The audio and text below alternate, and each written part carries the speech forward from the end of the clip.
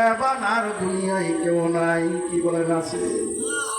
কোনো পিতা মাতা নাই, কোনো ভাই বিরাদার নাই, কোনো বন্ধু বান্ধব নাই, কোনো আত্মীয় স্বজন কেউ নাই, কেউ নাই। দয়াময় একমাত্র আল্লাহ।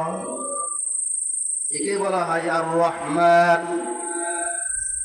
এই সূরার মধ্যে ৭৮ আয়াত আল্লাহ পাক নাজিল করেছেন এবং এই সূরাটি নাজিল হয়েছে মদিনা শরীফে। কোথায়?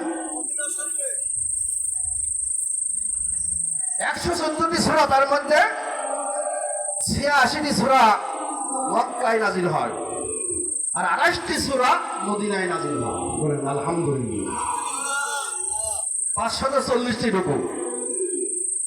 কুরআনুল কারীমের মধ্যে আল্লাহ শব্দ আসছে ২৬৯৮ বার এবং আল্লাহ শব্দ আসছে ৬১ বার।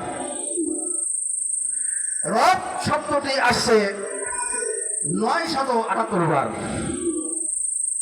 কুরআনুল কারীমের মধ্যে ৬৬৬৬ আয়াত বিশিষ্ট আল্লাহ পাক কোরআন নাজিল করেছেন দীর্ঘ ৩ বছর ধরে পর্যায়ক্রমে। বলি আলহামদুলিল্লাহ। আরো ধরে আলহামদুলিল্লাহ।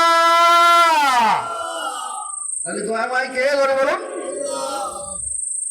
আর রহমান আল্লামাল কুরআন।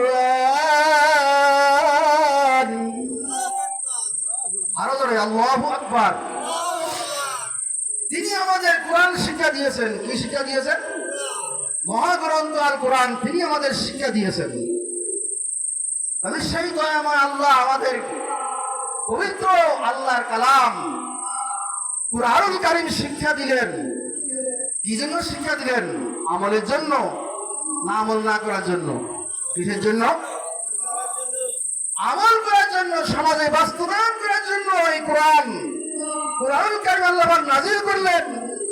সেই কোরআন আমরা বিরোধিতা করি, সেই কোরআনকে আমরা আগুন দিয়ে পুড়াই যাই। ঠিক কিনা বলুন? সেই কোরআনকে আমরা অবমাননা করি, সেই কোরআনকে আমরা ঘৃণা করি, সে আল্লাহ রসুলকে আমরা, আল্লাহ এবং রসুলের বিরুদ্ধে আমরা কথা বলি। কি বলেন? নারী পুরুষের মধ্যে অনেক নাস্তিক বেঈমানরা আল্লাহ এবং রসুল কোরআনের বিরুদ্ধে তারা বই লেখে কথা বলে।